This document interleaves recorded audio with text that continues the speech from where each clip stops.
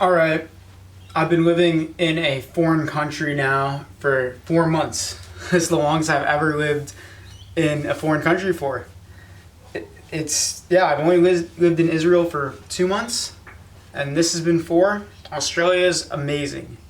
All right. A lot of people ask me, like when they catch up with me on phone calls, whatnot, they're all the way back in the US. They ask, oh, what is it like living in Sydney? Like, what are the differences? So figured I'd just make a video. That way I could just direct them if they text me. So here it is. I'm not sure if you can even hear it. The birds chirping outside. Yeah. Ever since I moved here, basically, I got my own place. I wake up to birds chirping. It's really great. I'm a city boy. I lived in New York City most of my life and never had that. Here in Sydney, it's super suburban.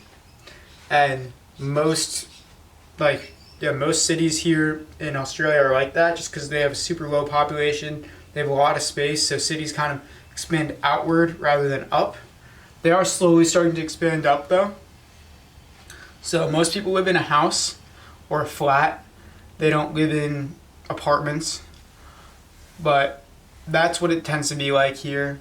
Another big difference, and honestly the biggest one for me, is the amount of work-life balance here.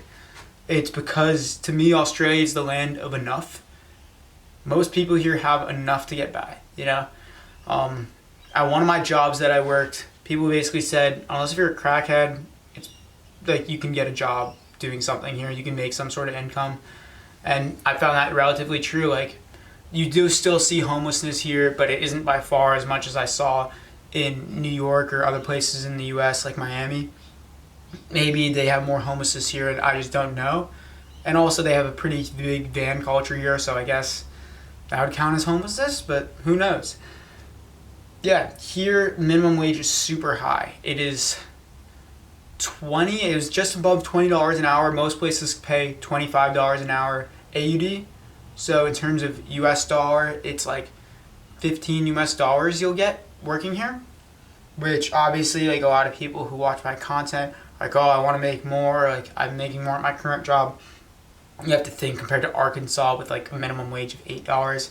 Someone has to fact check me on that, but like there are some places in the US still with like $7 minimum wages, which obviously that's enough to live in those parts, but here it's like all of New South Wales at least is 20. I can't say about the rest of Australia, but I think it's pretty similar to the rest of the country. Even if you live out in the middle of nowhere, you're still making all right.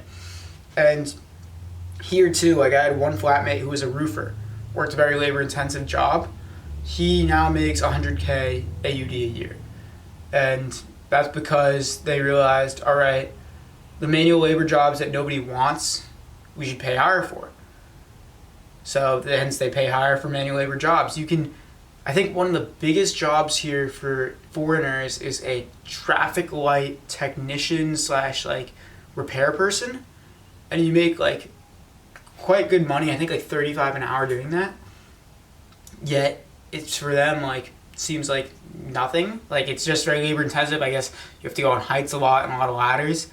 But and you need some level of skill where they teach you how to fix these different traffic lights, but overall, like I don't think you'd get paid anywhere near as much for that in the US, but I could be wrong. You know, this is just what I notice.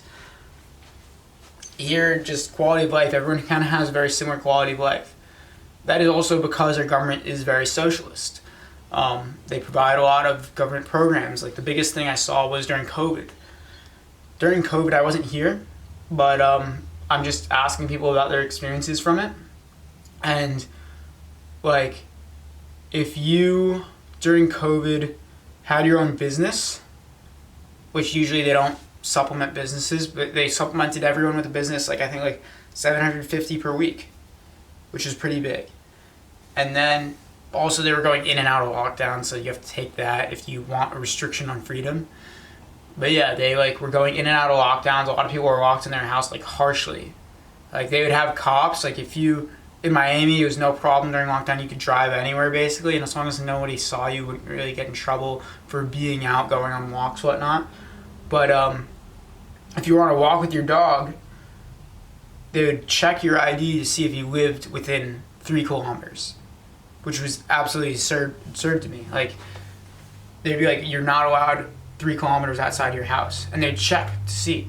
Well, in Miami, I could drive anywhere, walk my dog, and then drive back home if I wanted to. So yeah, crossing like certain districts and such was this whole thing. And with that, the reason they were able to do that is they have a culture here of following rules.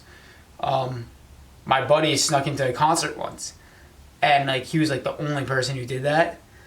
Like, people here tend to follow rules. They don't jump the turnstiles. Like, in New York, that's a fairly common thing. Like, in New York also, it's very easy to shop, or it isn't easy anymore, but like people will shoplift. While here, like, I look at some things and I'm like, I could just take that if I want to and like nobody would notice, but like their culture is much more honest here. I'm not sure if that comes from English culture, because a lot of their culture is based on England's, such as hot cross buns. When I first got here, that was like the big thing because they were getting ready for Easter. Holiday season isn't like it is in the US, where holiday season kind of starts October. You have every month a holiday. Here, it's like a holiday every 3 months, and the whole supermarket's gearing up for that one holiday. Like, when I got here in February, they were selling Easter bunnies and such in February for a holiday in April. But yeah, and then even still, like, I'm trying to think now if there's a big holiday coming up. They're gearing up for Anzac Day, which is kind of like a Memorial Day to them. And that was super cool to see. A lot of their culture is intertwined with New Zealand's as well, which I found pretty cool. Where there is slight different accents, there's very different like practices on each, but like New Zealand, basically to get to New Zealand you have to come through Australia, so it makes sense why everything's super intertwined. Both are under the Union Jack too. And also here they have quite a relationship with England for sure. Like, if you come from England to live here, or like you're on a visa from England, like it's fairly easy for you to get an extension or start living here full time, while some other countries it might not be, i.e. Russia. Like, at this point, it's what, year 2023, and Russia's kind of seen as this bad guy, and people are worried about spies and whatnot. So, yeah, like, I have a Russian friend who was trying to come over here to make money, and her visa's probably not gone through. But yeah, that's what happens. But one thing people do ask about the visa process here is, me as an American, how easy was it for me to get? Me and my buddy, we both applied in October because they said, give us 7 weeks to process. And we're like, all right, we're probably going to get there around like New Year's-ish. But our visas came back through in 5 minutes. And we're like, shoot, all right. And I checked the time, what it was in Australia. In Australia, it was like the middle of the night, like 2 a.m. I'm like, I guess they just saw American passport, validated the number, matched the name on the American site, and then just said here. Like, they had just had this automated system. Nobody even looked at our visas. Even when I was entering the country too, I put my passport through this machine, and it gave me a ticket. And then I put that ticket through, like, there's no like formal customs. I put that ticket through like another machine that was a gate, and they're like, all right, you're in Australia now. I didn't talk to anyone throughout my entire customs process, which is absolutely insane. And I was like, I was expecting some interview or something, because I'm used to going into Israel when I lived in Israel, where like when you first were getting on the plane, there's an interview. Also, Israel, Middle East, very different. When you're first getting on the plane, like, they do an interview with you. And most other places, when you're going through customs, they like ask you, all right, like, can you show me some papers?